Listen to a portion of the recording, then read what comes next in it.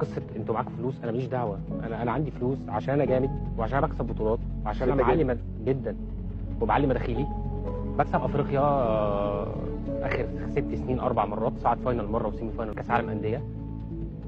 بعت لعيبه بارقام طبعا ما بتتقالش عشان ما ندخلهاش في الحسبه، يعني عشان يبقى الحسبه كانك صرفت وما جبتش. فانا نادي بكسب بطولات، عندي عوائد ماديه، عندي استقرار، عندي 4 فروع. اذا كان فرع هو طوق النجاه للزمالك في 4 فروع، ده يبقى ايه بقى؟